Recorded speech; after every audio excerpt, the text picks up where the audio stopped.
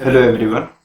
अब जैसे हम लोग अपने सिंपल हार्मोनिक मोशन के चैप्टर में हैं, जिसमें फर्स्ट क्वेश्चन हम लोग देखते हैं। इस पे क्या पूछता है? सबसे first of questions, describe the motion. सबसे फर्स्ट क्वेश्चन क्या है हमारे पास? Describe the motion of a particle acted upon by the force. मतलब ये जो फोर्स अप्लाई हो रहे हैं, इस पे हमें ये बताना है कि ये कौन सा मोशन है। ठीक है, अगर जैसे चारों को बताना है, सबसे फर्स्ट ऑफ क्वेश्चन को अगर मैं यहाँ से देखना स्टार्ट करूं, तो फर्स्ट क्वेश्चन के अगर मैं सॉल्यूशन से चलूं, तो यहाँ पर मुझे क्या बोल रहा है कि F is equal to 3x plus कितना हमारे पास 3 है। ठीक है, अगर इस तरह से क्वेश्चंस पे गिवन है, एक सिंपल सा फॉर्मेट हमारे पास ये मालूम है कि जब भी आपको मीन पोजीशन पे अगर ऑब्जेक्ट है, अगर आप जानते हो कि जब कोई बॉडी अगर लीनियर में है लीनियर सिंपल हार्मोनिक मोशन करता है, तो मीन पोजीशन पे जब वो x इज इक्वल टू 0 पे होता है, तब उसका एक्सेलरेशन 0 होता है और वेलोसिटी कैसा होता है हमारे पास? मैक्सिमम होता है। तो अगर मीन पोजीशन पे ऑब्जेक्ट है, अगर कोई भी ऑब्जेक्ट मीन पोजीशन में, तो उसका एक्सेलरेशन की वैल्यू 0 होगी। और अगर एक्सेलरेशन 0 होगा तो फोर्स भी कैसा होगा? 0 होगा। और अगर फोर्स 0 होगा तो मैं इक्वेशन नंबर ऑफ अपने इस फर्स्ट को कंपेयर करके देखूं, तो अगर यहां से देखता हूं तो 3x plus 3 is equal to कितना हुआ? 0। जहां से x की वैल्यू कौन सी आई? -1 है। ये पॉइंट बता रहा होगा जहां पे फोर्स की वैल्यू 0 हो गई x के रिस्पेक्ट, मतलब x मेरे पास क्या है? पोजीशन है। ये वो पोजीशंस है जहां पे x की वैल्यू हमारे पास कितनी है?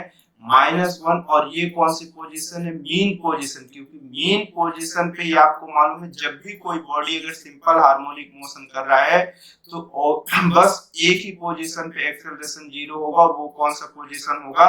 Mean position. तो जिस पॉइंट पे फोर्स 0 है या एक्सेलरेशन 0 है, वो पॉइंट कौन सा? x is equal to -1। ठीक। और तो और आपको ये चीज हमेशा मालूम है कि एक्सेलरेशन मेरे पास जो भी सिंपल हार्मोनिक मोशन पे लगता है, वो ऑलवेज भी टूवर्ड्स कैसा रहता है?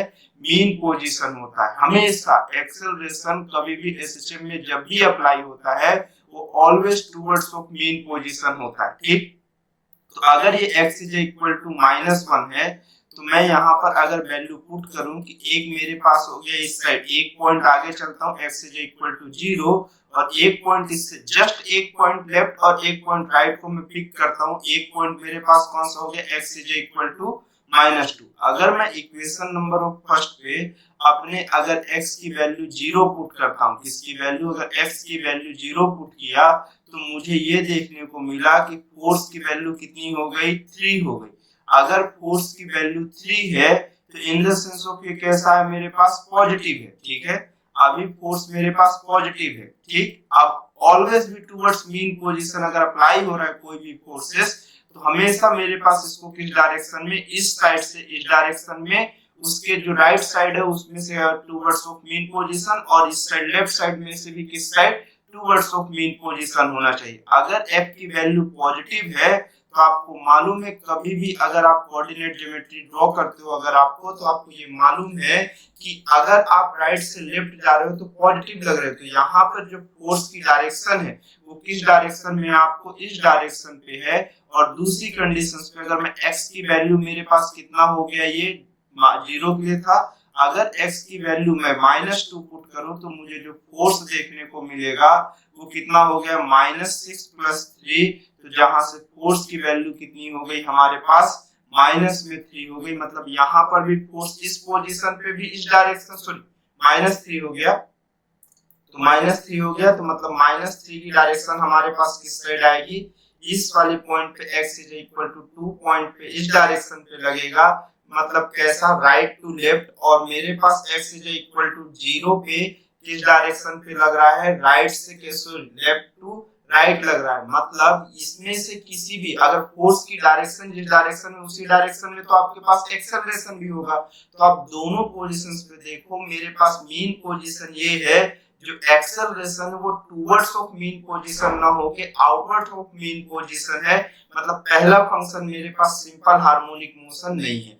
एकदम सिमिलर मैं दूसरे में भी देखता हूं, जहां पर से बी वाले ऑप्शन पे मुझे देखने को मिलेगा कि किस तरह से है।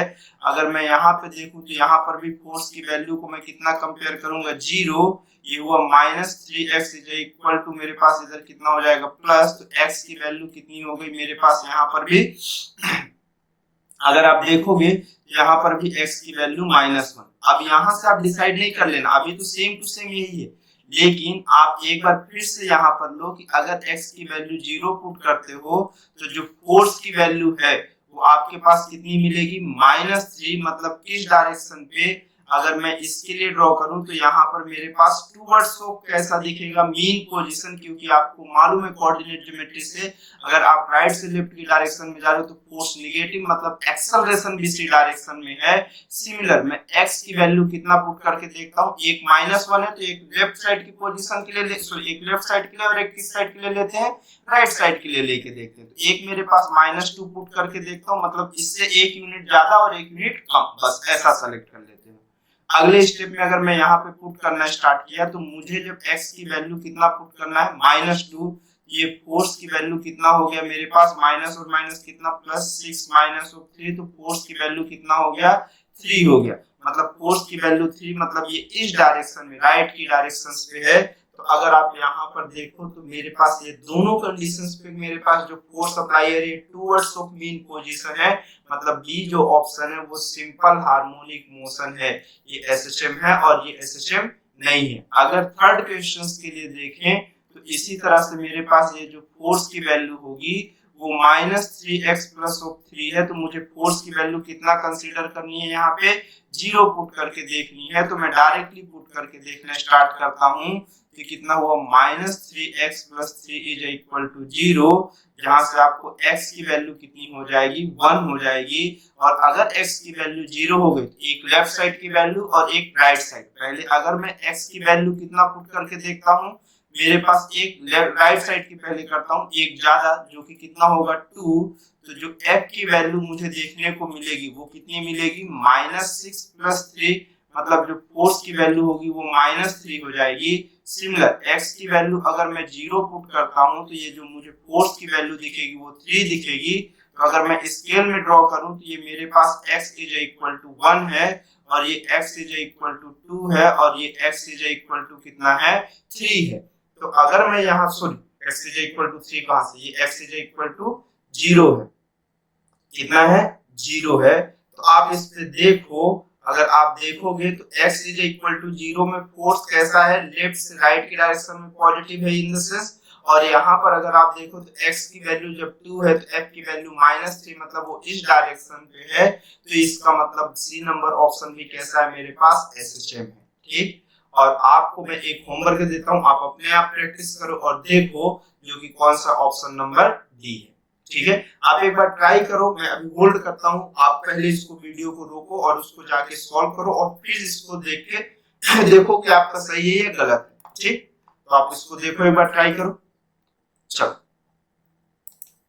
अब मैं फोर्थ क्वेश्चन पे चलता हूँ। 3x - 3 में हमारे पास दो ऑप्शन, अब मैं बताता हूँ दो ऑप्शन एसएचएम मिला, बी और सी। ये अभी एसएचएम नहीं। अगर अब मैं डी में देखूं जो हमें क्या बोलता है, 3x - 3, तो अगर f is equal to 3x - 3 है तो अगर मैं फोर्स की वैल्यू को 0 पुट करूंगा तो x की वैल्यू +1 हो गई, मतलब x की वैल्यू यहाँ पर मेरे पास कितनी हो गई, 1 हो गई। तो अब मैं इससे एक राइट साइड के लिए और एक लेफ्ट साइड के लिए वैल्यू को कंसीडर करता हूँ, एक x इज इक्वल टू 2 हो जाए और एक x इज इक्वल टू कितना हो जाए, 0 हो जाए।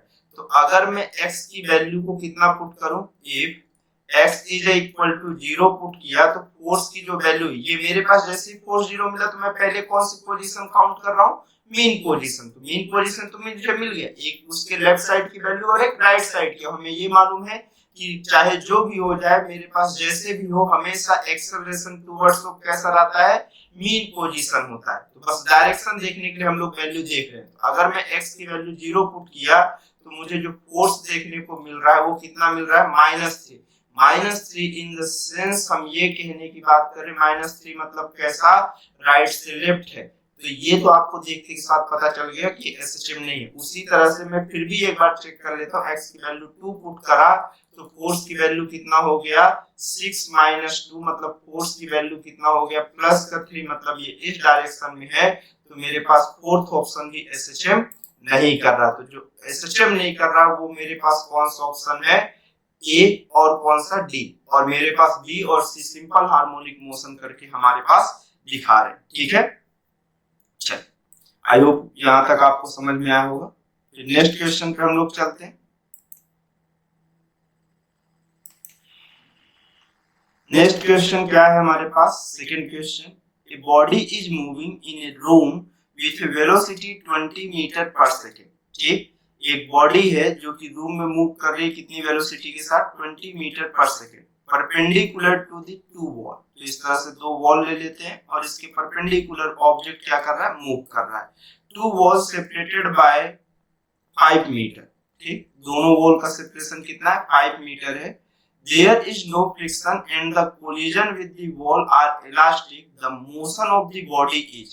ठीक, तो अब क्वेश्चन में ये बोला है कि उस बॉडी का मोशन कैसा होगा, ये मुझे बताना है। ठीक, तो देखिए अगर मेरे पास ये बोला है कि ये जो वॉल में कोलिजन हो रहा है, no friction and collision with the wall are elastic, तो मतलब जैसे ही वॉल इधर जाएगी आफ्टर कोलिजन वॉल सिर्फ अपनी डायरेक्शन को क्या कर रहा होगा, चेंज कर रहा होगा। ठीक है, तो अगर मैं यह बात करूं और बाकी सारे टाइम पे कैसा चल रहा है, अगर कहीं पर भी कोई फ्रिक्शन नहीं, कुछ भी नहीं, मतलब वेलोसिटी कैसी हो रही होगी, कांस्टेंट हो रही होगी। अगर वेलोसिटी कांस्टेंट तो एक्सेलरेशन जीरो। तो आपको ये देखने को मिला कि इलास्टिक कोलिजन हो रहा है वॉल पे, सिर्फ तो मेरे पास उसकी डायरेक्शन में चेंजेस होगा, वेलोसिटी में चेंजेस नहीं होगा।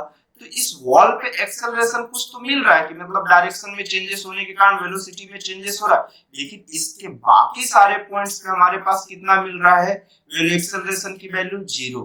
आप ये जानते हो कि वैल्यू कभी भी, आप ये जानते हो कि जब भी एसएचएम अगर कोई पार्टिकल हो रहा है, ठीक, तो मेरे पास ये कंफर्म होता है कि जो उसका एक्सेलरेशन होता है वो मीन पोजीशन पे जीरो होता है, एक्सट्रीम पोजीशन पे मैक्सिमम होता है, और ये सभी पॉइंट पे मेरे पास कैसा acceleration towards of mean position रहता है और हमेशा मिलता है। यहाँ तो वेलोसिटी कांस्टेंट है, अगर वेलोसिटी कांस्टेंट तो एक्सेलरेशन जीरो होगा, मतलब ये बॉडी एसएचएम नहीं कर रहा है। लेकिन देखो सबसे पहला क्वेश्चन में बोल रहा है नॉट पीरियोडिक, तो पीरियोडिक नहीं है, लेकिन ऐसा नहीं है, ये पीरियोडिक है। पीरियोडिक इन द सेंस एक फिक्स टाइम के बाद वैल्यू अपने आप को रिपीट कर रही है। आप देखो एक फिक्स टाइम के बाद ये वापस यहाँ पे आ रहा होगा, ये पीरियोडिक है, नॉन पीरियोडिक नहीं है। पीरियोडिक है but not simple harmonic motion, ये एकदम सही है क्योंकि ये पीरियोडिक है बट एसएचएम नहीं हो रहा है। नीचे ऑप्शन पे क्या बोल रहा है, पीरियोडिक है, periodic and simple harmonic motion, तो सिंपल हार्मोनिक मोशन नहीं है।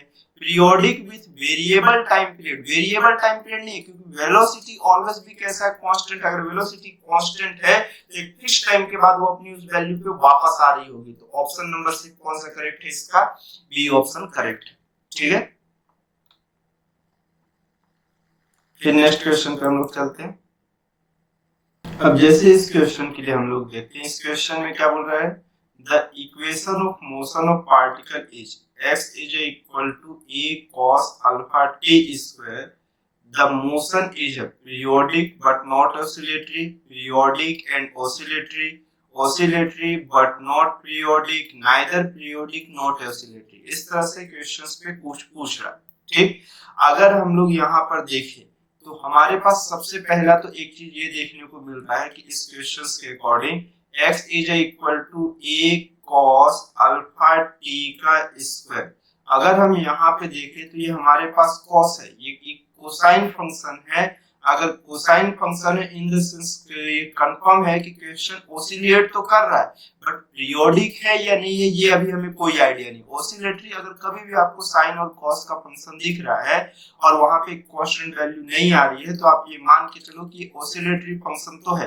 तो अगर यहाँ पे मेरे पास एक कोसाइन फंक्शन है मतलब ये ऑसिलेटरी है, तो पीरियोडिक है बट नॉट ऑसिलेटरी, तो ये तो पहले ही गड़बड़ है। अब बस हमें ये देखना है, ये भी ऑप्शन नहीं है, बस हमें ये देखना है कि ये दोनों में कैसा है, ऑसिलेटरी तो है बट पीरियोडिक का भी हमें नहीं मालूम। लेकिन पीरियोडिक फंक्शन के लिए हमें ये मालूम है कि अगर कोई फंक्शन है टाइम मतलब x is equal to t है तो तो अगर मैं उस पे कैसा करूं, उसके टाइम वाले फंक्शन में उसके टाइम पीरियड को अगर वापस से ऐड कर दूंगा तो xt के इक्वल हो जाएगा। तो मुझे अगर ये क्वेश्चंस पे है तो अगर मैं इस क्वेश्चन पे क्या करूं कि इसके टाइम पीरियड में अल्फा में इसके टाइम के साथ एक इसके टाइम पीरियड को और ऐड कर दूं। टाइम के साथ अगर टाइम पीरियड को ऐड कर दिया तो उसकी पोजीशन वापस से अपने उसी टाइम वाली पोजीशन पे आ जाती है।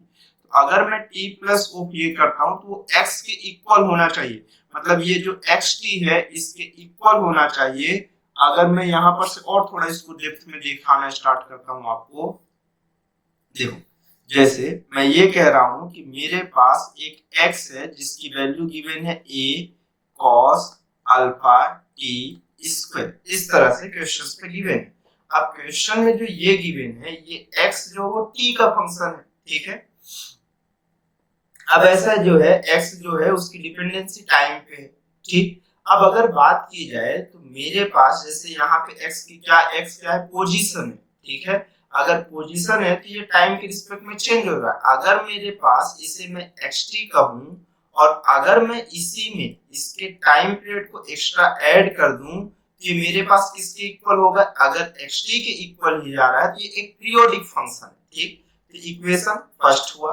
अब मैं क्या कर रहा हूं, इसी इक्वेशन में टाइम पीरियड को ऐड कर रहा हूं, तो उस हिसाब से ये जो इक्वेशन है ये मुझे देखने में कैसी हो जाएगी, t प्लस ऑफ t का स्क्वायर। तो अगर मैं इसे सॉल्व करूं तो a cos, अब ये कैसा है मेरे पास, देखिए ये अल्फा और अंदर a प्लस b का होल स्क्वायर हो गया तो t स्क्वायर प्लस t का स्क्वायर प्लस 2 अल्फा इंटू कितना हो गया, t हो गया, ठीक। और अगर आप यहाँ पर से देखना स्टार्ट करिए तो आपको ये दिख रहा होगा कि अगर मैं इस फंक्शन में टाइम पीरियड को ऐड किया हूं कि कहीं से भी xt के अगर इक्वल नहीं हो रहा है, ये मेरे पास कैसा एक फिक्स टाइम के बाद अपने आप को रिपीट नहीं करेगा, मतलब ये नॉट अ पीरियोडिक फंक्शन होगा। कैसा, नॉट पीरियोडिक फंक्शन होगा। ओसिलेटरी तो होगा, अगर कॉस है तो ओसिलेटरी है, बट पीरियोडिक फंक्शन नहीं है। तो ये पीरियोडिक है, सॉरी ओसिलेटरी है बट नॉट पीरियोडिक है, मतलब ऑप्शन नंबर सी करेक्ट है, ऑप्शन नंबर बी कैसा इसका रॉन्ग, ठीक। इसके बाद नेक्स्ट क्वेश्चन पे हम लोग चलते हैं।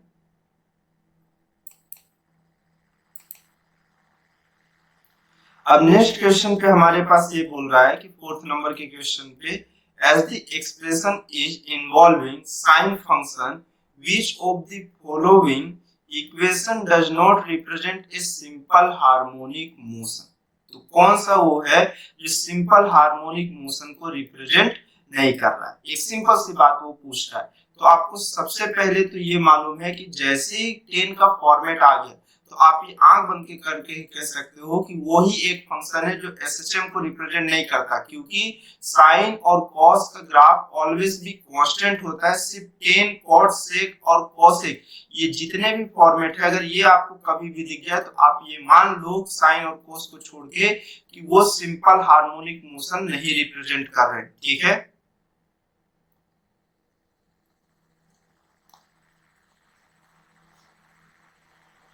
तो यहाँ पर जो सिंपल हार्मोनिक मोशन नहीं रिप्रेजेंट कर रहा है वो कौन सा है हमारे पास, ऑप्शन नंबर डी है। लेकिन इस तरह से हम एग्जाम में थ्योरेटिकली तुक्का नहीं मार सकते ना, हो सकता है ये बचे हुए 3 में से भी कोई हो। तो आपको ये मालूम है कि अगर कोई भी बॉडी कभी भी सिंपल हार्मोनिक मोशन कर रहा है तो उसका एक्सेलरेशन जो होगा, यहाँ एक्सेलरेशन एम्पलीट्यूड को ए से रिप्रेजेंट किया है तो मैं चेंज कर देता हूँ, मैं एक्सेलरेशन को किससे रिप्रेजेंट कर देता हूँ, चेंजिंग ऑफ पोजीशन। अगर मैं y है तो y के रिस्पेक्ट में तो मैं d square y upon dt square को एक्सेलरेशन लिख देता हूँ। ये एक्सेलरेशन है, ये minus of omega square dot y के इक्वल होगा। अगर कोई भी फंक्शन एसएचएम है तो ऑलवेज इस रूल को फॉलो करेगा। तो मैं अगर इसका डबल डिफरेंशिएशन कर रहा हूँ तो अगर उसकी value minus omega square y के इक्वल है तो वो एसएचएम है, अदरवाइज वो एसएचएम नहीं है। तो मैं सबसे फर्स्ट ऑप्शन से स्टार्ट करता हूँ। हमें देखते के साथ पहले पता चल चुका है, अब मैं सिर्फ आपको अप्लाई करके अप्रोच दिखाना स्टार्ट करता हूँ, ठीक है। तो जैसे मैं इस अप्रोच को अप्लाई करके दिखाना स्टार्ट कर रहा हूँ तो आप देखो ना कैसा होता है, ठीक है।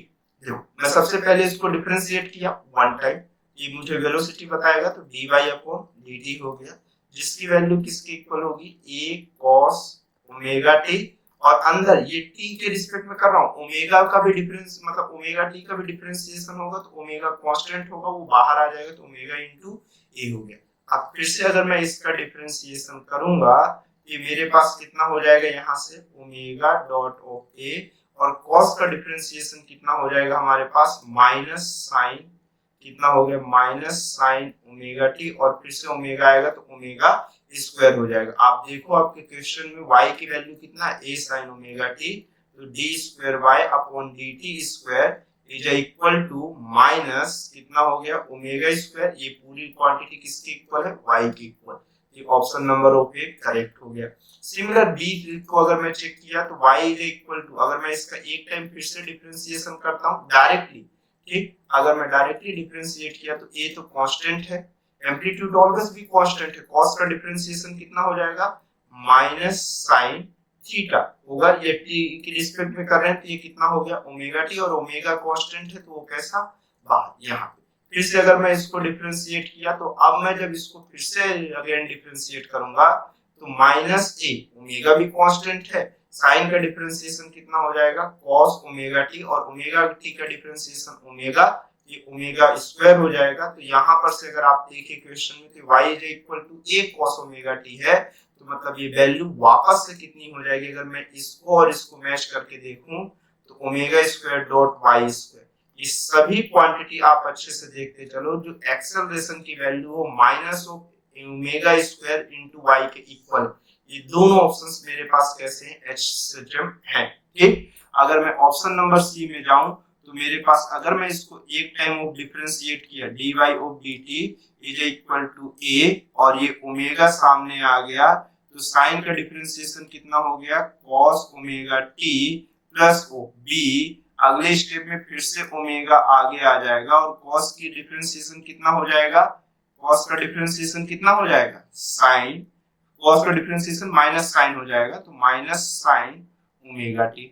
ठीक, फिर से इसको एक बार डिफरेंशिएट करते हम लोग, ये मेरे पास कितना हो गया minus a into omega square sine omega t minus b into omega square into कितना हो गया कॉस ओमेगा टी। तो अगर आप देखो तो ये दोनों फॉर्मेट से आप माइनस ओमेगा स्क्वायर को कॉमन ले लो, तो अगर माइनस ओमेगा स्क्वायर को आप कॉमन ले रहे हो तो आपको ये देखने को मिलेगा a sine omega T plus b cos omega t, और अगर आप यहां से देखो d square y upon dt square is equal to minus omega square, और ये क्वांटिटी किसके इक्वल हो गया y के इक्वल। तो आपको ऑप्शन नंबर सी भी किस पे दिख गया, एसएचएम में दिख गया। तो जो एसएचएम नहीं है तो आप अभी भी कह सकते हो, अब जब तीन ऑप्शन एसएचएम है तो ऐसा थोड़ी होगा कि चौथा ऑप्शन भी एसएचएम हो जाए और उसमें पूछा वही है कि वो फंक्शन बता दो जो एसएचएम नहीं है, तो कोई एक ही ऑप्शन तो होगा, तो ऑप्शन नंबर डी है। तो आपको इतना सारा करने की कोई जरूरत नहीं, आपको जैसे ही ऐसे दिखे तो जाकर कभी भी अगर साइन और कॉस और किसको साइन और कॉस को छोड़ के बाकी कोई भी वो फंक्शन दिखता है तो उसे डबल डिफरेंशिएशन ट्रिपल डिफरेंशिएशन कुछ करने की जरूरत नहीं है, डायरेक्टली आप उसे कह दो साइन और कॉस को छोड़ के बाकी जो भी फंक्शन दिख रहा है, ठीक है, सेक कॉसेक एक टेन कॉट, इन चारों में से कोई भी वो डायरेक्टली एसएचएम नहीं है। ठीक है, चलो फिर नेक्स्ट क्वेश्चन पे चलते हैं हम लोग।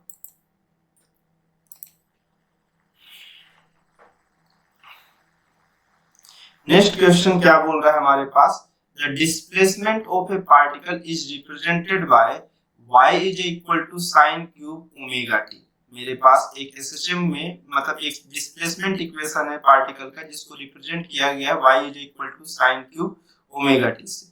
ये पूछा है कि ये जो मोशन है वो पीरियोडिक है, नॉन पीरियोडिक है, सिंपल हार्मोनिक मोशन है, तो उसका टाइम पीरियड कितना है। ठीक है, तो हमें ये देखना है, अगर साइनोसॉइडल है तो ये तो कंफर्म बात है कि ये पीरियोडिक है, तो नॉन पीरियोडिक का ऑप्शन तो पहले से ही हट गया। ठीक है, अगर सॉरी नहीं नॉन पीरियोडिक अभी कैसे हट गया, नहीं पीरियोडिक मुझे ऑसिलेटरी लगा। ठीक है, तो पीरियोडिक नहीं, पीरियोडिक के लिए अभी चेक ही नहीं किया हम लोग, पीरियोडिक के लिए चेक कर लेते हैं कि हमारे पास कैसा है या नहीं है। ठीक है, तो देखते हैं पहले है क्या, सिंपल हार्मोनिक मोशन है या नहीं है, ये चीजों को सबसे पहले हम लोग देखते हैं। तो अगर जैसे यहाँ पर देखा जाए कि y इज इक्वल टू कितना हमारे पास साइन क्यूब ओमेगा टी, इस तरह से क्वेश्चंस पे गिवन। ठीक है, अब अगर इस तरह से गिवन है तो हमें इसे कैसा डबल डिफरेंशिएशन करके देखना पड़ेगा कि मेरे पास कैसा d square y upon d t square की वैल्यू अगर minus omega square dot y के इक्वल हो गई,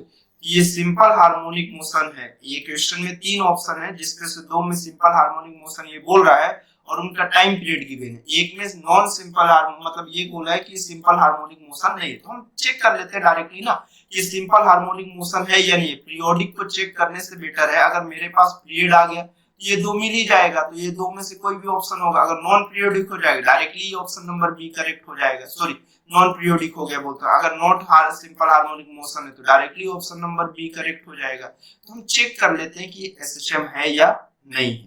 तो अगर एसएचएम है या नहीं है ये चेक करना है तो हमें इस चीज को जस्टिफाई करना पड़ेगा। अगर इस चीज को जस्टिफाई करना पड़ेगा तो इसको 2 टाइम डिफरेंशिएशन करने के बाद ये minus omega square into y के इक्वल होना चाहिए।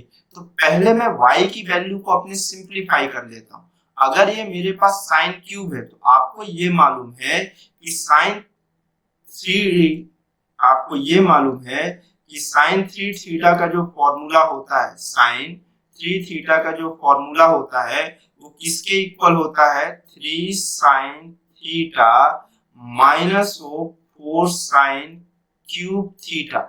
यहां से साइन क्यूब की वैल्यू अगर मैं फाइंड करना चाहूं तो ये मुझे ऐसा दिखेगा, sine cube theta is equal to 3 sine theta minus sine 3 theta upon of कितना हो गया, ये 4 हो गया। ठीक, अगर मैं इसे डबल डिफरेंशिएट करना स्टार्ट किया तो मुझे ये देखने को मिलेगा कि माइनस, पहले डबल डिफरेंशिएशन से पहले एक बार मैं इसका सिंगल डिफरेंशिएशन तो कर लूं। तो यहाँ पर से y की जो वैल्यू आपको देखने को मिली वो 3/4 sine theta minus 1/4 sine 3/4 sine theta. Theta की जगह पे हम डायरेक्टली कितना लिखते चलते हैं, ओमेगा टी। हमारे इस क्वेश्चंस में कितना था, ओमेगा टी था।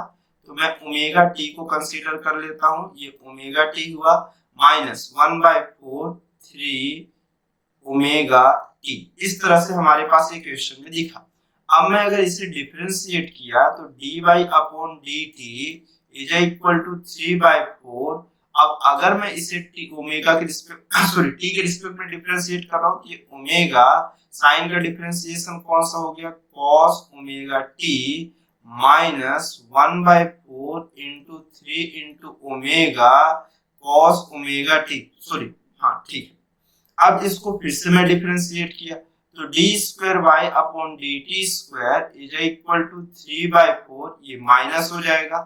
ठीक, अब ये कितना हो गया, ओमेगा स्क्वायर, और ये कौन सा हो गया, साइन ओमेगा टी, और ये मेरे पास कितना हो गया यहाँ पर से, सॉरी यहाँ 3 छोड़ दिया, सॉरी इसका डिफरेंशिएशन जब करेंगे तो ये मेरे पास कौन सा है, साइन 3 ओमेगा टी है, तो ये cos 3 ओमेगा टी हो जाएगा। ठीक है, तो अब अगले स्टेप में देखिए तो ये मेरे पास माइनस हो जाएगा, और माइनस माइनस कितना, ये प्लस 1/4 रहेगा, और 3 का कितना हो जाएगा 9, और फिर इसके बाद कौन सा ओमेगा स्क्वायर, और ये कौन सा हो जाएगा साइन 3 ओमेगा टी हो जाएगा। ठीक, अब देखो यहाँ पर से अगर मैं कॉमन लेने की बात करूं तो मेरे पास यहाँ पर कॉमन लेने जैसा कौन सा है, 3 है, माइनस का 3 ले लेते हैं, और कौन सा हो गया 4, और ओमेगा स्क्वायर, तो आपको ये देखने को मिलेगा कि ये साइन ओमेगा टी है, कितना है ये साइन ओमेगा टी है, और नेक्स्ट स्टेप में माइनस हो 3, और ये कौन सा हो गया हमारे पास साइन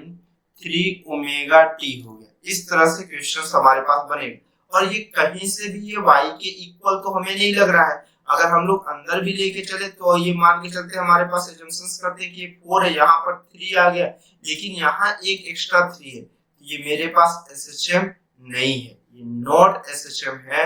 अगर एसएचएम नहीं है तो ये पीरियोडिक तो है, अब पीरियोडिक है या नहीं ये भी चीज नहीं देखें, लेकिन ऑप्शन एक ही करेक्ट कर लेते हैं डायरेक्टली। अगर ये एसएचएम नहीं है तो ऑप्शन नंबर यही है। अब पीरियोडिक के लिए मैं चेक कर लेता हूं एक बार कि ये पीरियोडिक है या नहीं है। तो अगर पीरियोडिक है या नहीं है आप देखो तो y इज इक्वल टू कितना है आपके पास, साइन क्यूब ओमेगा टी। ठीक, अगर मैं इस पे फिर से अगर टाइम पीरियड को ऐड करूं तो मेरे पास ये वैल्यू वापस से ऐसा ही देखने को मिलेगी, t प्लस ओ कौन सा टाइम पीरियड। तो ये वापस से इसके फंक्शन में कोई भी चेंजेस हो ही नहीं रहा है, ये तो ऐसा ही वैसा है, 2 पाई ऐड कर देने से वैल्यू वापस वहीं पहुंच रही है। तो ये पीरियोडिक तो है बट एसएचएम नहीं। तो ये मेरे पास ऑप्शन नंबर कौन सा करेक्ट हो गया, इसका बी ऑप्शन कैसा हो गया है, करेक्ट हो गया। ठीक है, चलिए फिर नेक्स्ट क्वेश्चन पे हम लोग चलते हैं। नेक्स्ट क्वेश्चन पे क्या बोल रहा है कि values of the acceleration a of particle moving in simple harmonic motion as a function of its displacement x are given in the table below. कैसा क्वेश्चन में बोल रहा है कि वैल्यू ऑफ एक्सेलरेशन जो है वो a के फॉर्मेट में रिप्रेजेंट कर रहा है, मिलीमीटर पर सेकंड स्क्वायर में है, moving in simple harmonic motion as a function of its displacement x as given in the table। ठीक है, डिस्प्लेसमेंट का जो फंक्शन है वो हमारे पास गिवन है, यहाँ पे a क्या है, एक्सेलरेशन है, और x क्या है, पोजीशन है। उस एक्सेलरेशन की वैल्यू गिवन है अलग अलग डिफरेंट पोजीशन पे। ये जीरो कौन सा है मेरे पास, मीन पोजीशन है। ठीक है, तो ये मेरे पास पॉजिटिव साइड की वैल्यू है, ये निगेटिव साइड की। देखिए आपके पास एक्सेलरेशन मेरे पास हर साइड के लिए बराबर गिवन, एक्सट्रीम पोजीशन पे एक्सेलरेशन मैक्सिमम है और मीन पोजीशन पे जीरो, एकदम एसएचएम कर रहा है। इस पे टाइम पीरियड पूछा है, क्या पूछा है हमारे पास, टाइम पीरियड पूछा है। अगर टाइम पीरियड पूछा तो अब हमारे पास कोई रिलेशन भी तो होना चाहिए, लेकिन आपको ये मालूम है कि time period is equal to 2 pi by कितना होता है, ओमेगा होता है। कितना होता है ये ओमेगा इज इक्वल टू कितना कहते हो आप, 2 पाई बाय टी कहते हो। तो यहाँ से मुझे कहीं से ओमेगा की वैल्यू मिल जाए तो मेरा काम हो जाए। अगर काम हो जाए तो आपको ये मालूम है कि acceleration is equal to minus omega square into कितना होता है x। तो आप एक्सेलरेशन का सिर्फ मैग्नीट्यूड लो ना, क्या दिक्कत है। अगर आपको मैग्नीट्यूड बस चाहिए तो आप कोई भी वैल्यू को सेलेक्ट करो 16 और यहाँ पर से ओमेगा स्क्वायर और पोजीशन काउंट करो ना, तो x की वैल्यू कितना है 4, ये कैंसिल आउट हुआ तो ये मेरे पास कितना हो गया 4। तो 4 is equal to omega square, जहां से ओमेगा की जो वैल्यू है वो हमारे पास किसके इक्वल हो गई, 2 के इक्वल हो गई। तो ओमेगा की जो वैल्यू वो 2 के इक्वल है, तो time period is equal to 2 pi by omega की वैल्यू 2 हो गई, ये कैंसिल हो गया। तो टाइम पीरियड की वैल्यू कितना आ गया, 5 सेकंड। कि जो ऑप्शन नंबर कौन सा करेक्ट है, डी करेक्ट। ठीक है, तो यहाँ पर से हमें ये समझ में आया कि इसका कौन सा ऑप्शन करेक्ट है, डी। आपको जो मर्जी करे आप वो वैल्यू उठाओ, इसमें से मन है तो इसमें उठा लो, इस वाली वैल्यू को मन है तो इसमें उठा लो। ठीक, आप कोई भी एक वैल्यू को पिक करो और उसके बाद वैल्यू फाइंड करो, हमेशा आंसर सेम आएगा। आप जीरो जीरो नहीं उठा ले, पता चला मीन पोजीशन के लिए एक्सेलरेशन भी जीरो आ रहा है, मेरा टाइम जीरो, पीरियड जीरो आ रहा है, ऐसा नहीं करना। ठीक, कोई एक ही साइड की वैल्यू उठाना, मीन पोजीशन के लिए मत उठाना। ठीक है, चलो नेक्स्ट क्वेश्चन पे चलो।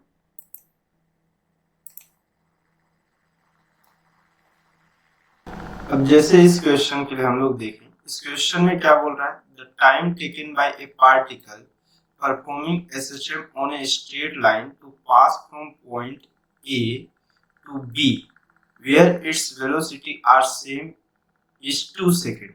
ठीक, after another 2 second it return to B. ठीक, the time period of oscillation is in second. ठीक है, क्वेश्चन में ये बोल रहा है कि time taken by a particle performing SHM on straight line पे एक एसएचएम परफॉर्म कर रहा है।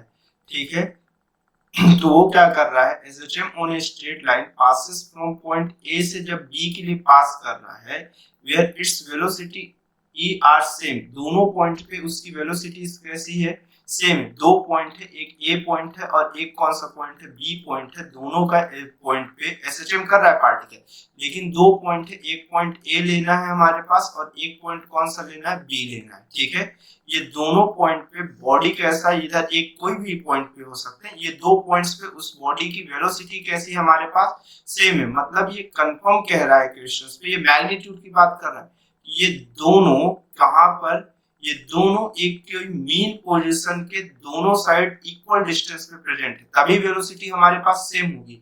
अगर ये दोनों पॉइंट सेम पोजीशन पे हो गए तब भी वेलोसिटी कैसी होगी, सेम होगी। लेकिन क्वेश्चन में ये बोल रहा है कि time taken by particle performing SHM on straight line to pass from point A to B where its velocity are same, दो अलग अलग पॉइंट्स है और दोनों पॉइंट्स पे वेलोसिटी कैसी है, सेम है। तो तभी पॉसिबल है जब पार्टिकल्स मीन पोजीशन के दो डिफरेंट साइड हो और इक्वल डिस्टेंस पे। ठीक है, अब क्या बोल रहे हैं, यहां से यहां तक पास करने में, ए से बी तक जाने में उसे जो टाइम ले रहा है, कंजप्शन है, वो कितने सेकंड का है, 2 सेकंड का है। इस तरह से वो कंसीडर करना। ठीक, after another 2 second it return to B. अब नेक्स्ट मतलब ए से बी तक गया और जब वापस इसको बी पे आना है तो कितना टाइम ले रहा है, 2 सेकंड। मतलब ये यहां से जाने के बाद वापस जब रिटर्न लौट के आ रहा है तो ये कितना सेकंड ले रहा है, 2 सेकंड ले रहा है। इस पूरे पाथ को 2 सेकंड कंसीडर कर रहा है। ठीक, तो ये बोल रहा है the time period of oscillation in second. तो टाइम पीरियड कितना होगा, ये 2 सेकंड हुआ। तो देखो अगर ये दोनों अपने मीन पोजीशन से इक्वल डिस्टेंस पे है तो कंफर्म बात है कि ये जब यहां जा रहा होगा और वापस रिटर्न हो क्या रहा होगा तो अपने एम्पलीट्यूड तक जा रहा होगा। मतलब बी पॉइंट से एम्पलीट्यूड तक की जो डिस्टेंस होगा वैसे ही एम्पलीट्यूड का डिस्टेंस ए पॉइंट से भी होगा। सेम टाइम कंजप्शन ये भी लेगा तो इसका भी टाइम कितना हुआ, 2 सेकंड हुआ। 2 + 2 और ये 2 6 हो गया आपका। लेकिन नहीं, आप ये जानते हो एसएचएम में क्या होता है, सिंपल हार्मोनिक मोशन वो ऑफ बॉडी रहेगा, ये ऑसिलेशंस वो पॉइंट रहता है जब मैग्नीट्यूड और डायरेक्शन दोनों कैसा हो, सेम हो। तो अगर मैं यहां से काउंटिंग स्टार्ट किया, अगर मैं इस ब्लू कलर की लाइन से दिखाऊं, मैं इस बी पॉइंट से स्टार्ट किया, यहां से रिटर्न होके आया तो ये 2 सेकंड तो कवर हो गया ये मेरा। ठीक, अब 2 सेकंड में अगर मैं यहां से यहां जा रहा हूं तब भी 2 सेकंड ही लगेगा। ये बी पॉइंट हुआ, ये ए पॉइंट हुआ, ये 2 सेकंड हुआ। अब ए से वापस ए तक घूम के आने के लिए मेरे पास फिर से 2 सेकंड हुआ। क्या मैं अपने उसी मैग्नीट्यूड में पहुंचा और उसी डायरेक्शन पे हूं क्या, नहीं। अभी देखो बीच का गैप मुझे बचा हुआ था, ये भी मेरे पास कितना सेकंड होगा, 2 सेकंड। 2 2 4 2 6 और 2 8, तो टोटल जो उसका टाइम पीरियड होगा वो कितने सेकंड हो जाएगा, 8 सेकंड हो जाएगा। ठीक है, तो ऑप्शन नंबर कौन सा है, 7th का डी। ठीक है, फिर नेक्स्ट पे चलते हैं हम लोग। तो नेक्स्ट क्वेश्चन क्या बोल रहा है, ए particle is performing simple harmonic motion along x axis with amplitude कितना है। एक पार्टिकल जो सिंपल हार्मोनिक मोशन परफॉर्म कर रहा है, अब मेरे पास कैसा मोशन अलोंग एक्स एक्सिस में विद इट्स एम्पलीट्यूड कितना है, उसका एम्पलीट्यूड यहाँ पे क्वेश्चन में बोला है कि ये 4 सेंटीमीटर का उसका एम्पलीट्यूड है। इन टाइम पीरियड कितना है क्वेश्चंस के हिसाब से, 1.2 सेकेंड। ठीक, the minimum time taken by the particle to move from x is equal to 2 centimetre. मतलब जो पार्टिकल है वो मिनिमम कितना टाइम लेगा, x is equal to 2 centimetre से लेके x is equal to 4 centimetre तक जाने के लिए। ठीक है, अगर क्वेश्चन में ये बोल रहा है कि एम्पलीट्यूड 4 है, मतलब ये x की वैल्यू 0 से लेके अगले स्टेप में ये x इज इक्वल टू 2 है और इधर कितना x इज इक्वल टू 4 है। क्वेश्चंस में ये बोल रहा है, सिंपल सा फॉर्मेट क्वेश्चन में ये बोल रहा है कि मुझे ये बताना है कि 2 से लेके 4 तक जाने में वो कितना टाइम लेगा। ठीक है, एक सिंपल सी बात कह रहा है क्वेश्चन।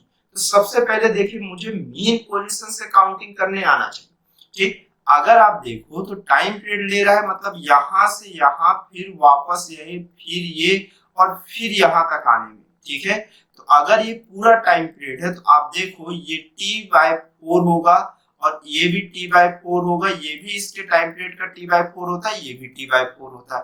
तो x इज इक्वल टू 0 से इसको अपने एम्पलीट्यूड तक जाने में कितना टाइम लग रहा होगा, तो t/4 का टाइम होगा वो 1/2/4 हो जाएगा, जो कि 0.3 सेकेंड होगा। ठीक, मतलब वो x इज इक्वल टू 0 से x/4 तक जाने में जो टाइम ले रहा होगा वो 0.3 सेकेंड ले रहा होगा। कितना सेकेंड ले रहा होगा, 0.3 सेकेंड का टाइम ड्यूरेशन को कंज्यूम कर रहा होगा। ठीक है, ये 0.3 सेकेंड। अगर यहां से यहां तक जाने में ये 0.3 सेकेंड का टाइम ड्यूरेशन ले रहा है, तो अब मैं क्वेश्चंस के हिसाब से थोड़ा और फोकस होता हूं। अब मुझे अगर यहां से यहां तक का टाइम मिल गया तो मैं इस टाइम को x इज इक्वल टू 0 से लेके x इज इक्वल टू 2 तक के टाइम ड्यूरेशन को 0.3, ये पूरे टाइम ड्यूरेशन से अगर मैं सब्सट्रैक्ट कर दूंगा तो यही टाइम ड्यूरेशन मिलेगा एकदम।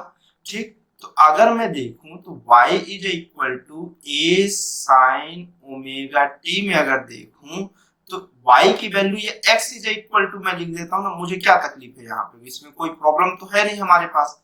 ठीक, तो अगर मैं यहाँ पर लिख दिया कि x is equal to a sin omega t, ठीक है। तो अगर ये चीज मैं लिख दिया तो आप देखो, तो x की वैल्यू जब कहां पे है मेरे पास 2 पे जा रहा है, कहां पे 2 पे, ये जीरो से काउंटिंग हम स्टार्ट कर रहे हैं, यहाँ पे फेज डिफरेंस जीरो मैं लिया हूं, और एम्पलीट्यूड कितना है हमारे पास, यहाँ पर अगर एम्पलीट्यूड की बात कर रहे हो x इज इक्वल टू 2 और एम्पलीट्यूड 4 है, ये साइन। अब देखिए आप इस पोर्शन के लिए तो कैलकुलेट डायरेक्टली नहीं कर सकते हैं कि मेरे पास यहाँ पर 2 से 4 तक के लिए फेज डिफरेंस के लिए, ठीक। अब ये कितना हुआ साइन ओमेगा टी, ये 1/2 is equal to sine omega T, जहां से आपको ये समझ में आया कि ओमेगा इंटू टी की वैल्यू, साइन ओमेगा टी की वैल्यू मतलब साइन थीटा की वैल्यू 1/2 कब होती है, पाई बाय 6 पे, मतलब इन द सेंस 30 डिग्री पे ये कितना हो गया, ओमेगा टी की वैल्यू पाई बाय 6 हो गया। ओमेगा की जो वैल्यू होती है वो 2 पाई बाय कितना हो गया, टी हो गया, तो यहां पर से ये वैल्यू हो गया 2 pi by T is equal to मेरे पास कितना हो गया, ये 2 pi by T into T is equal to pi by कितना हो गया 6। टाइम पीरियड की वैल्यू क्वेश्चन में खुद मेंशन है कि टाइम पीरियड की जो वैल्यू होगी वो कितनी हो जाएगी हमारे पास, टाइम पीरियड की वैल्यू क्वेश्चन में कितना है 1.2 into T is equal to pi by 6, ये पाई और पाई क्या हो गया कैंसिल, तो जो टाइम पीरियड की वैल्यू वो 1.2 अपॉन 6, 1.2 अपॉन 6 और ये इधर आया तो ये 2 हो गया, तो नेक्स्ट स्टेप में ये हो गया 0.2 और ये भी कैंसिल आउट हो गया, तो टाइम की वैल्यू 0.1 सेकेंड। मतलब इसको यहां से यहां तक जाने में कितना time, x is equal to 0 to x is equal to 2 तक जाने में, 0 से लेके कहां तक 0 टू 2 तक जाने में इसको जो टाइम कंजप्शन वो 0.1 हुआ, तो x is equal to 2 to 4 के लिए जो टाइम कंजप्शन होगा वो टाइम मेरे पास कितना हो जाएगा, 2 से 4 के लिए 0.3 माइनस 0.1 मतलब कितना हो जाएगा 0.2 सेकेंड। मतलब ऑप्शन नंबर कौन सा होना था मेरे पास, ऑप्शन नंबर यहां से कौन सा हो जाएगा हमारे पास 8th में, ऑप्शन नंबर डी हो जाएगा। कौन सा हो जाएगा, ऑप्शन नंबर डी हो जाएगा, ठीक है।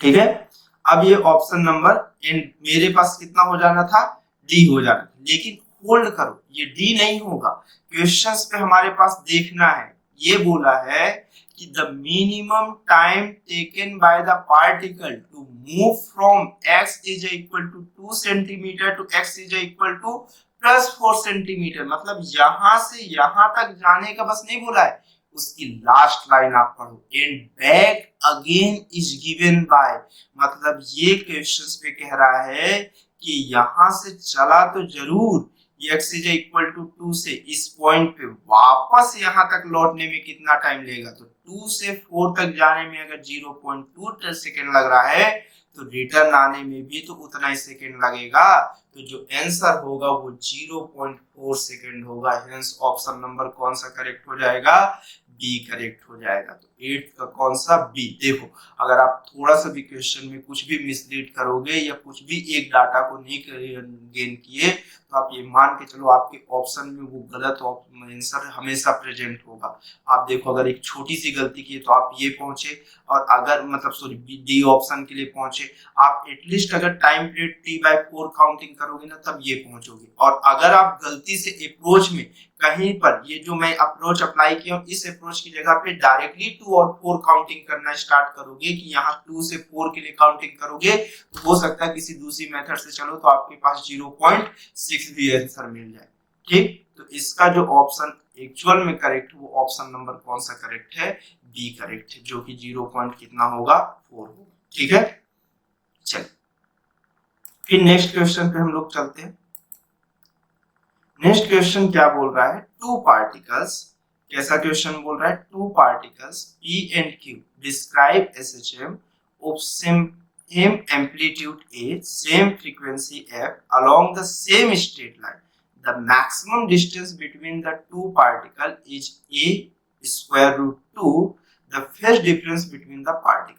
क्वेश्चन में क्या बोल रहा है, टू पार्टिकल्स है, एक पार्टिकल P है एंड Q है, तो मैं पहले को कितना x1 कंसीडर करूं, दोनों का एम्पलीट्यूड सेम है और मेरे पास क्या सेम है, फ्रीक्वेंसी भी सेम है, ठीक है, सेम स्ट्रेट लाइन में, बट मैक्सिमम डिस्टेंस है दोनों में। अगर डिस्टेंस है मतलब दोनों में फेज डिफरेंस रहा होगा, तो मतलब अगर a साइन, इसको मैं कितना लिख लूं, omega T plus phi one, और दूसरे के लिए मैं कितना लिख लूं, x2 is equal to a sine omega T plus phi two मैं लिख लूं इस तरह से। तो क्वेश्चन में ये बोल रहा है कि मैक्सिमम डिस्टेंस दोनों पार्टिकल को अगर मैं सब्सट्रैक्ट कर दूं कि मैं x1 माइनस ऑफ x2 कर दूं, मैग्नीट्यूड की बात कर रहा हूं, ताकि मुझे मैक्सिमम डिस्टेंस बोला, वो चाहे डिस्टेंस की बात कर रहा है, मतलब डिस्प्लेसमेंट नहीं वो चाहिए उसको, सिर्फ डिस्टेंस चाहिए, तो उसका मैग्नीट्यूड कितना होगा मेरे पास, a स्क्वायर रूट 2 होगा। ठीक, अगर ये है a स्क्वायर रूट 2 क्वेश्चन में मेंशन है, तो ये बोला कि उनका फेज डिफरेंस कितना होगा।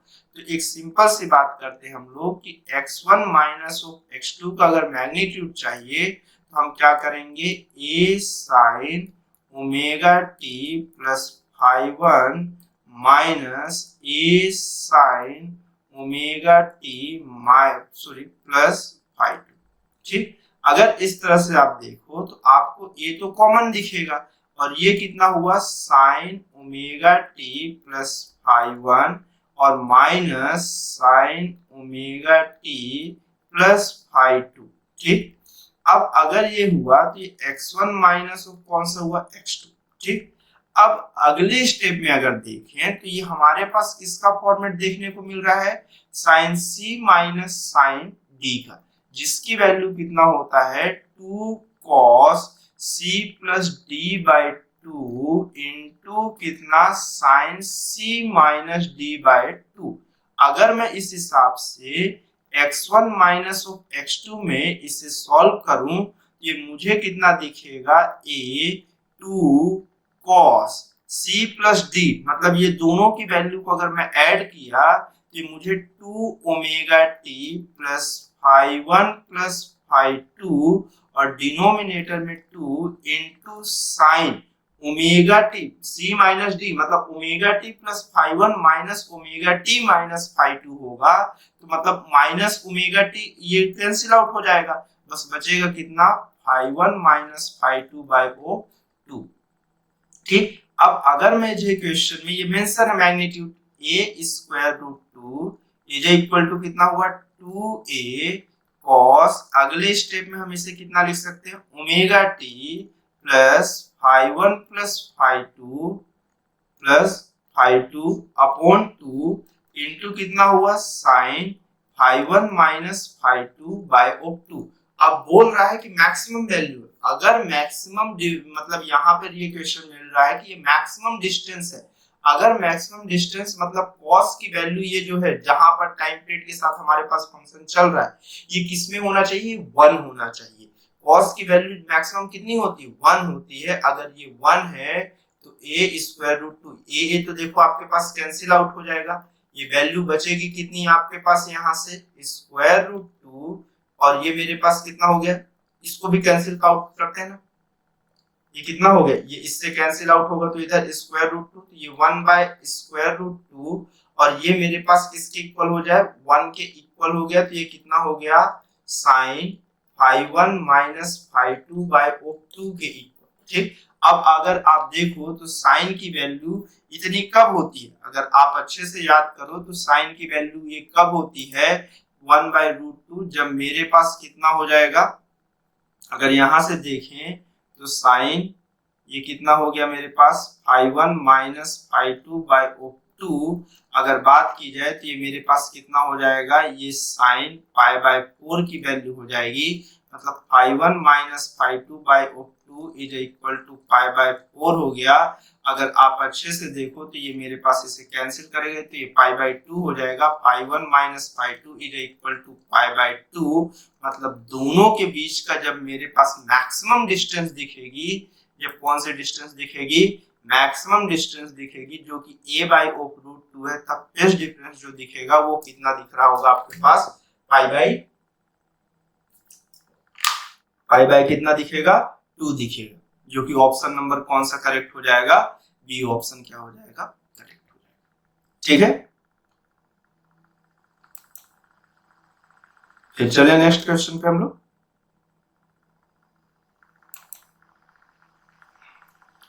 नेक्स्ट नेक्स्ट क्वेश्चन पे क्या बोल रहा है हमारे पास, a particle executing SHM of amplitude कितना है हमारे पास, क्वेश्चन में मेंशन है कि इसका एम्पलीट्यूड 4 सेंटीमीटर है एंड टाइम पीरियड कितना है क्वेश्चंस के हिसाब से 4 सेकंड, एम्पलीट्यूड 4 सेंटीमीटर है और टाइम पीरियड 4 सेकंड है। The time taken by it to move from positive extreme position to half the amplitude, मतलब वो क्वेश्चंस पे ये बोल रहा है कि इस क्वेश्चंस पे ए की वैल्यू से a/2 तक पहुंचने में उसे कितना टाइम लगेगा, ठीक, जबकि उसका टाइम पीरियड कितना है 4 सेकंड, ठीक।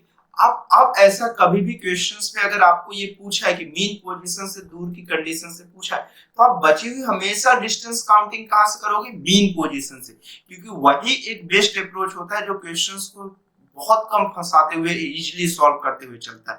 तो आप मीन पोजीशन से यहाँ तक पहुंचने का टाइम निकाल लो ना, आपको ऑलरेडी यहाँ से बचा हुआ टाइम मिल जाएगा, क्योंकि इस पूरे में देखो t is equal to 4 second, आपको मालूम है ये और वापस यहाँ तक पहुंचने का टोटल टाइम पीरियड कितना है, ये मतलब टोटल डिस्टेंस कवर करने का कितना है 4 सेकेंड।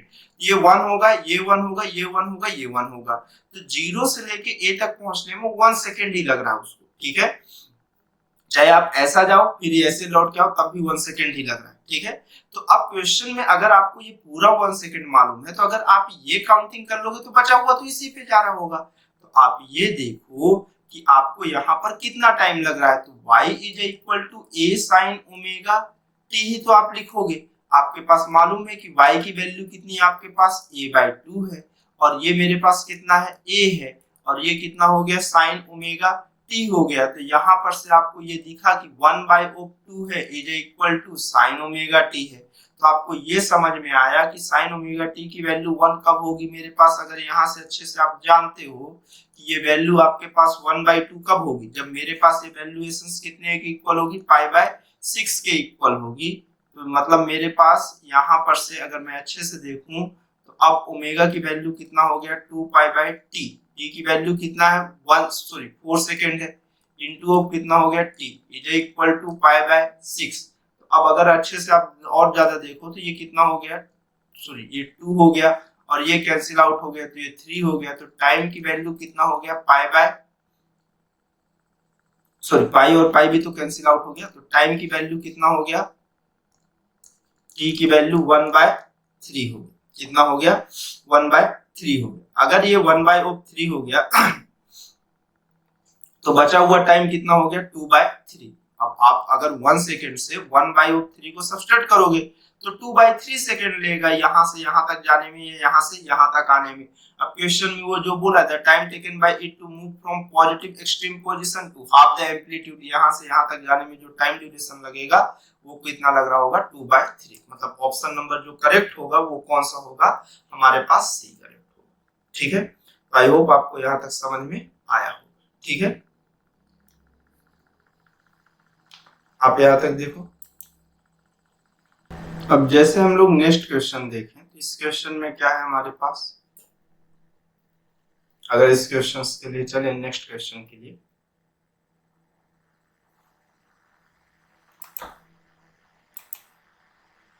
नेक्स्ट क्वेश्चन कैसा है 11th नंबर का क्वेश्चन देखते हैं। क्वेश्चन में क्या बोल रहा है, two particle undergo SHM along parallel line with the same time period t, ठीक, and equal amplitude at particular instant, one particle is at its extreme position while the other is its mean position। मतलब question में ये बोल रहा है कि एक जो है वो मीन पोजीशन पे है और एक जो है वो एक्सट्रीम पोजीशन पे, सेम टाइम पीरियड के two particles undergo SHM along the parallel lines, दोनों पैरेलल लाइन पे ही चल रहे हैं, सेम टाइम पीरियड है एंड इक्वल एम्पलीट्यूड है, ठीक है।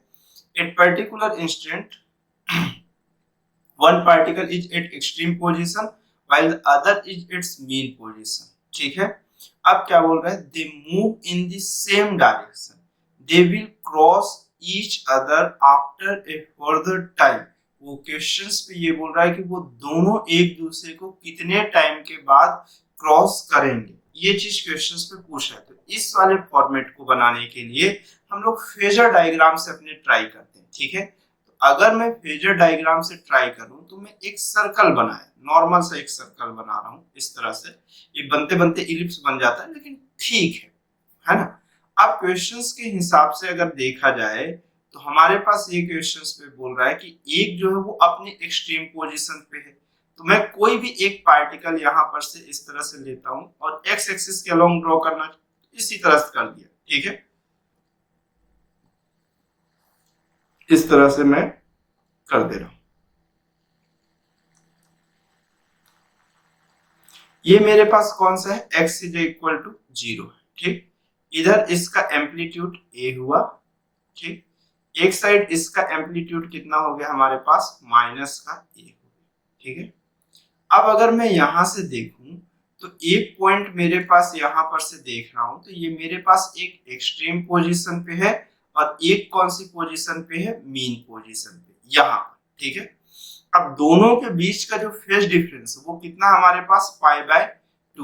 तो क्वेश्चंस पे ये बोल रहा है they move in same direction, they will cross each other after a further time. दोनों एक दूसरे को कब क्रॉस करेंगे, तो अगर मैं ये कहूं कि दोनों इस डायरेक्शन में मूव करना स्टार्ट करते हैं तो एक टाइम के बाद ये यहाँ पहुंचेगा और वापस यहाँ से ये क्या करना पड़ेगा, इसको रिपीट इधर से आगे वापस लौटना पड़ेगा।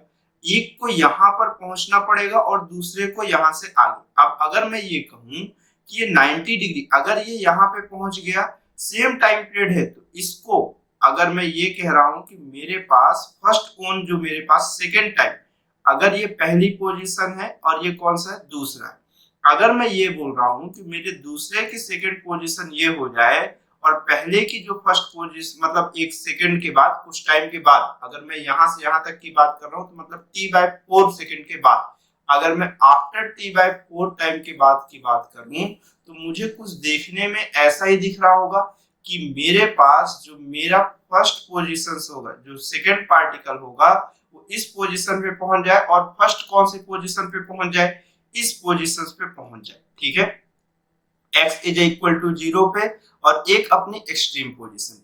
लेकिन आप होल्ड करो, अब यहीं पर आपको देखो यहां से यहां तक कोई भी क्रॉसिंग आपको नहीं दिखी होगी, लेकिन जैसे ही आप इसके नेक्स्ट स्टेप के लिए ट्राई करोगे तो आपको जैसे ही 2 डेज आपको यहां पर दिखेगा, उसी टाइम पे 2 डेज के बाद 1 डेज भी तो यहां पर दिखेगा। मतलब ये दोनों के बीच का फेज डिफरेंस अभी भी यही हो, ये π/4 आगे चला जाए और ये भी कितना चला जाए, π/4 आगे चला जाए, 45 एक फिक्स टाइम ड्यूरेशन के बाद। मतलब यहाँ पर से अगर 45 एंगल ये आगे गया, 45 ये भी तो अपने पॉइंट से आगे जा रहा होगा, तो आप देखो ये दोनों के बीच का फेज डिफरेंस कितना मेंटेन है, 90 डिग्री तो मेंटेन ही है। तो ये दोनों एक दूसरे को वापस से रिपीटली क्या करते हुए दिखेंगे, कट करते हुए दिखेंगे। अगर π/4 है तो ये पूरा 90 है, तो यहां तक जब पहुंच रहा होगा तो ये एम्पलीट्यूड कितना होगा,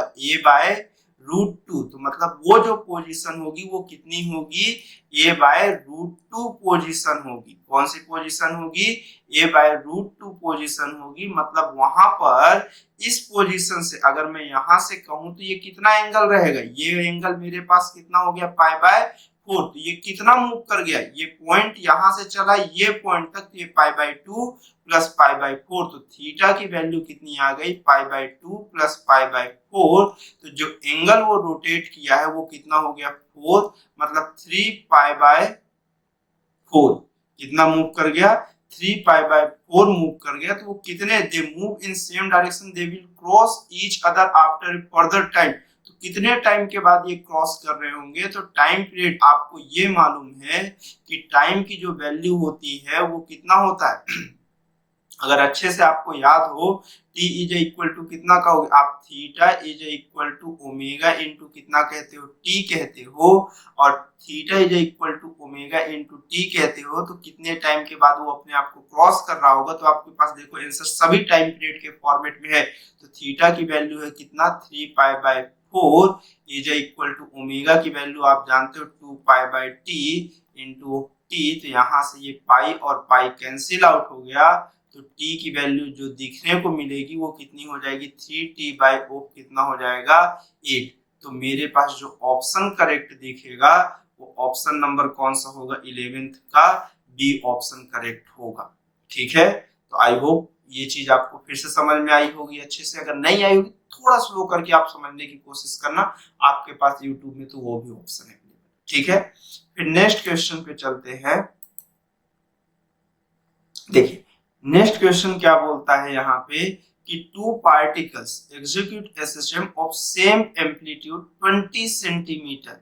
to particle execute of same amplitude of 20 centimetre. दो पार्टिकल्स दोनों का एम्पलीट्यूड सेम है, वो कितना सेंटीमीटर है, 20 centimetre, with same time period, और दोनों का टाइम पीरियड भी कैसा सेम है, along the same line about the same equilibrium position if the phase difference, इस बार फेज डिफरेंस पहले से गिवन कर दिया कितना π/3, then the maximum distance between these two will be. तो मतलब वो ये पूछ रहा है कि वो दोनों के बीच का मैक्सिमम डिस्टेंस कितना होगा। तो ये सॉल्यूशन सेम टू सेम 9 जैसा है, बस 9th में फेज डिफरेंस पूछा था और मेरे पास मैक्सिमम डिस्टेंस गिवन था, और इस क्वेश्चन पे हमारे पास कैसा जस्ट उल्टा है। तो आप सेम वही चीज अप्लाई करो कि x2, मेरे पास 2 पॉइंट अगर आप कंसीडर कर लो कि मेरे पास जैसे दोनों के बीच का फेज डिफरेंस कितना है π/3, तो पहले पार्टिकल को अगर आप काउंट करो तो x1 इज इक्वल टू कितना लिखोगे, a sin ओमेगा t, और दूसरे को आप कितना काउंट करोगे, एम्पलीट्यूड सेम है बट ये मेरे पास कितना आगे होगा इससे, मेरे पास दोनों का फेज डिफरेंस 5 है, ठीक। अब क्वेश्चन पे ये बोला है कि maximum distance if the phase difference π/3 है, then the maximum distance between these two. तो मेरे पास दोनों के बीच का मैक्सिमम डिस्टेंस कितना हो सकता है, तो हम काउंटिंग करेंगे कि मेरे पास x2 माइनस ऑफ x1, ये मैग्नीट्यूड निकाल लेते हैं, हमारे पास डिस्टेंस बोला है, तो एकदम सिंपल फॉर्मेट में मैं इसे अगर सॉल्व करूं तो a sin omega t plus 5 minus of a sin omega t हो जाएगा। जहां से मैं a को कॉमन लिया तो ये मुझे कितना देखने को मिला, sine omega t plus 5 minus sine omega t हो गया। जहां से ये समझ में आया कि ये sine c minus sine d का फॉर्मेट है, जो आपको ये देखने को मिलता है कि ये 2 cos c plus d by 2, ठीक। और इधर कितना हो गया, sine c minus D by of कितना हो गया, c minus D by of 2। तो अगले स्टेप में अगर आप देखो तो x2 minus of x1 is equal to a। Next step में साइन, अगले स्टेप में आप देखो, सॉरी यहाँ पर अगर मैं इसे सॉल्व करूं तो ये मुझे देखने को कहां पर मिलेगा, ये 2 cos, दोनों को ऐड किया तो c प्लस d, मतलब कितना हो जाएगा, ये हमारे पास 2 omega t plus 5 by of 2 into sign, ये कितना हुआ omega t plus 5 minus omega t, तो मतलब ओमेगा t कैंसिल आउट हो जाएगा, तो 5 बाई कितना हो गया, 2 हो गया। तो नेक्स्ट स्टेप में आपके पास ये कितना हुआ, x2 माइनस ऑफ x1, तो मेरे पास particle execute simple harmonic motion है of same amplitude, amplitude question में गिवन है तो वैल्यू पुट कर देते हैं 20 इंटू 2। अब ये मेरे पास मैक्सिमम है, क्या बोल रहा है, the phase difference then the maximum distance. तो अभी जैसे आप पहले में देखो कि मैक्सिमम डिस्टेंस में जो भी टाइम पीरियड के साथ फंक्शन है तो वो मेरे पास कितना होना चाहिए, एम्पलीट्यूड उसका कितना मैक्सिमम वैल्यू जाना चाहिए। तो कॉस की वैल्यू मेरे पास मैक्सिमम कितनी होती है, 1, तो ये 1 हो जाएगा, और ये कितना हो गया, साइन 5/2। तो यहाँ पर से हमें ये समझ में आया कि ये कितना हो गया, यहाँ से ये 40 हो गया, कितना हो गया 40 इंटू साइन 5 की वैल्यू इसके लिए कितना है, मेरे पास फेज डिफरेंस क्वेश्चन में मेंशन है कि ये पाई बाय कितना है, 3 है, तो मतलब कितना हो गया π/6, और साइन की वैल्यू π/6 मतलब कितना होता है हमारे पास 1/2 होता है, कितना होता है π/6 इन द सेंस ऑफ 1/2 होता है। ये कैंसिल आउट हो गया, तो ये मेरे पास कितना हो गया 20 सेंटीमीटर, ठीक है। एक बार इसको आप चेक कर लेना, मैं इसको जस्ट ऑफ रफ के फॉर्मेट में दिया हूँ, बस एक अप्रोच आपको समझने के लिए जरूरत है, क्योंकि इसी तरह का same to same question 9th number है, ठीक है। तो मैं चाहता हूं कि आप एक बार उसे प्रैक्टिस करो और फिर अप्लाई करो, ठीक। तो इसका ऑप्शन नंबर जो करेक्ट है वो कौन सा, ऑप्शन नंबर बी करेक्ट है, ठीक। तो आई होप यहाँ तक आपको समझ में आया होगा, ठीक है। आप इसको ट्राई करो, अच्छे से देखो, एंड थैंक्स फॉर वॉचिंग।